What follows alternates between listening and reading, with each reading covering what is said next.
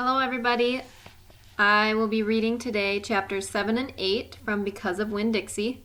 And the last time that we read, we met the librarian, and she got scared because she thought that Winn-Dixie was a bear outside in the window.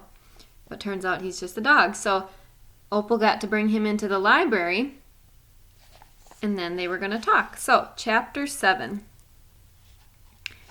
Because this was about, I believe, how the library was started. All right, so chapter 7. Back when Florida was wild, when it consisted of nothing but palmetto trees and mosquitoes so big they could fly away with you, Miss Franny Block started in. And I was just a little girl, no bigger than you. My father, Herman W. Block, told me that I could have anything I wanted for my birthday. Anything at all. Miss Franny looked around the library. She leaned in close to me. I don't want to appear prideful, she said, but my daddy was a very rich man. A very rich man. She nodded and then leaned back and said, and I was a little girl who loved to read. So I told him, I said, Daddy, I would most certainly love to have a library for my birthday. A small little library would be wonderful. You asked for a whole library? A small one, Miss Franny nodded. I wanted a little house full of nothing but books, and I wanted to share them too. And I got my wish.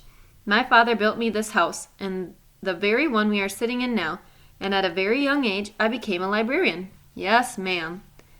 What about the bear? I said.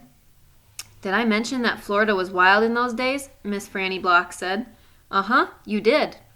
It was wild. There were wild men and wild women and wild animals. Like bears? Yes, ma'am, that's right.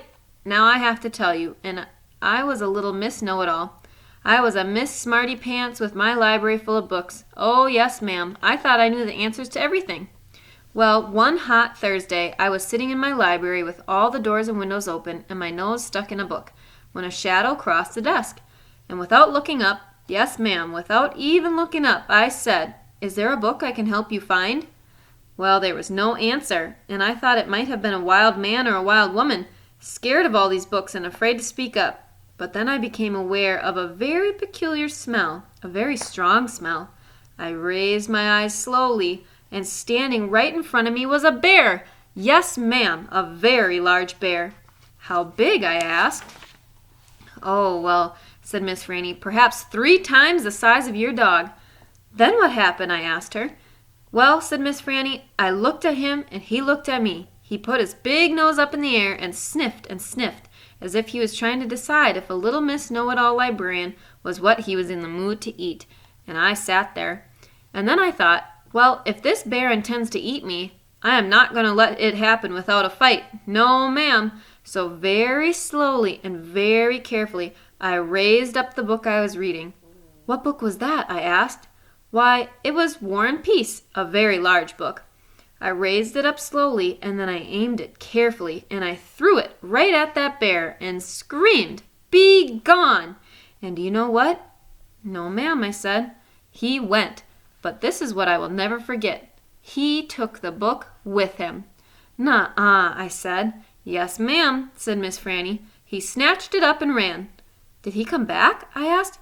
No, I never saw him again. Well, the men in town used to tease me about it. They used to say, Miss Franny, we saw that bear of yours out in the woods today. He was reading that book, and he said it was sure good. And would it be all right if he kept it for just another week? Yes, ma'am. They did tease me about it. She sighed.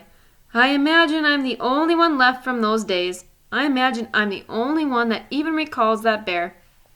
All my friends, everyone I knew when I was young, they are all dead and gone. She sighed again. She looked sad and old and wrinkled. It was the same way I felt sometimes, being friendless in a new town and not having a mamma to comfort me. I sighed too. Winn-Dixie raised his head off his paws and looked back and forth between me and Miss Franny. He sat up then and showed Miss Franny his teeth. Well, now, look at that, she said. That dog is smiling at me. It's a talent of his, I told her. It's a fine talent, Miss Franny said. A very fine talent, and she smiled back at Winn-Dixie. We could be friends, I said to Miss Franny. I mean, you and me and Winn-Dixie, we could all be friends. Miss Franny smiled even bigger. "Why, that would be grand," she said. "Just grand."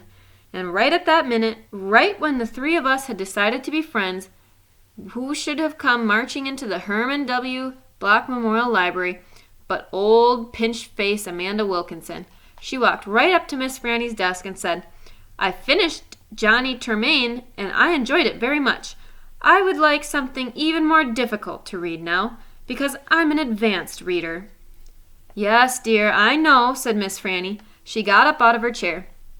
Amanda pretended like I wasn't there. She stared right past me. "Are dogs allowed in the library?" she asked Miss Franny as they walked away. "Certain ones," said Miss Franny. "A select few." And then she turned around and winked at me. I smiled back. I had just made my first friend in Naomi, and nobody was going to mess that up for me, not even old pinch-faced Amanda Wilkinson. Chapter 8. Winn-Dixie's bald spots started growing fur, and the fur that he had to begin with started looking shiny and healthy, and he didn't limp anymore. And you could tell he was proud of looking so good, proud of not looking like a stray. I thought what he needed most was a collar and a leash. So I went into Gertrude's Pets, where there were fish and snakes and mice and lizards and gerbils and pet supplies. I found a real handsome red leather collar with a matching leash. Winn-Dixie was not allowed to come inside the store. There was a big sign on the door that said, "No dogs allowed." So I held the collar and the leash up to the window, and Winn-Dixie, who was standing on the other side of the window, pulled up his lips and showed me his teeth, and sneezed and wagged his tail something furious. So I knew he absolutely loved that leash and collar combination, but it was very expensive. I decided to explain my situation to the man behind the counter. I said, "I don't get a big enough allowance to afford something this fancy, but I love this collar and leash, so does my dog, and I was thinking that maybe you could set me up on an installment plan." "Installment plan?" said the man. "Gertrude!" somebody screamed in a real irritating voice. I looked around. It was a parrot. She was sitting on top of one of the fish tanks looking right at me. "An installment plan," I said, ignoring the parrot. "You know, where I promise to give you my allowance every week, and you give me the leash and collar now?" "I don't think I could do that," said the man. He shook his head. "No, the owner, she wouldn't like that." He looked down at the counter. He wouldn't look at me. He had thick black hair, and it was slicked back like Elvis Presley's. He had on a name tag that said Otis. "Or I could work for you," I said. "I could come in and sweep the floors and dust the shelves and take out the trash. I could do that."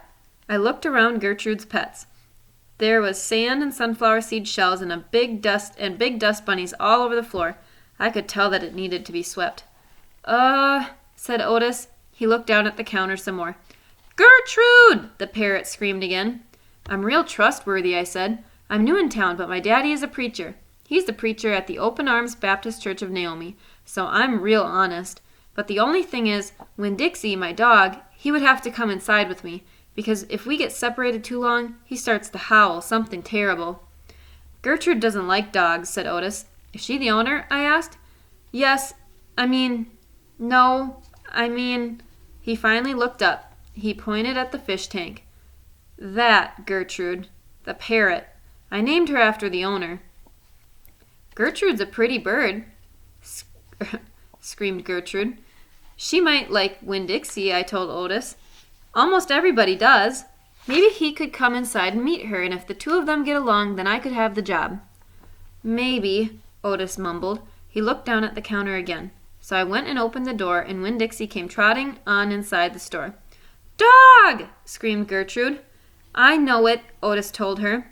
And then Gertrude got real quiet. She sat on the top of the fish tank and cocked her head from one side to the other, looking at Winn-Dixie.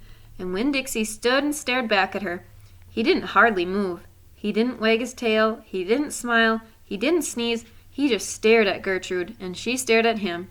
And then she spread her wings out real far and flew and landed on top of Winn-Dixie's head.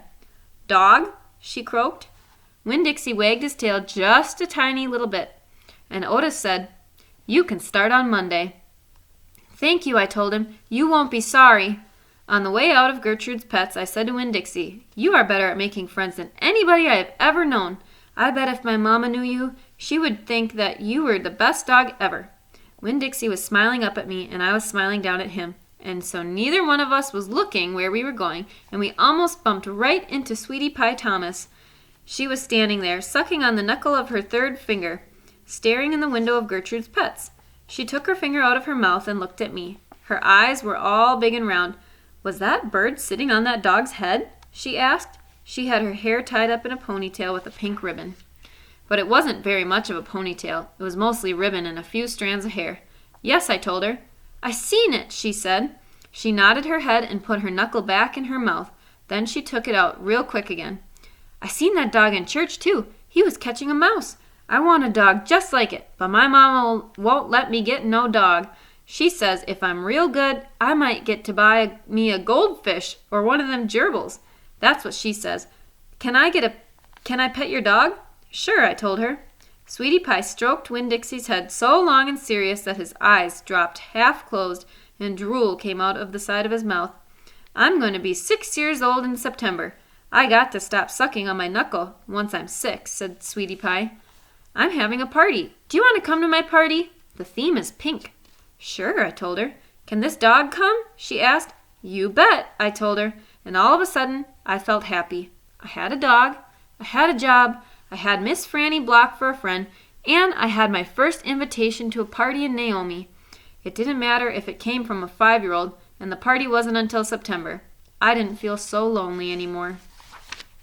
That's the end of chapter 8, and tomorrow we will read chapters 9 and 10 in Because of Winn-Dixie.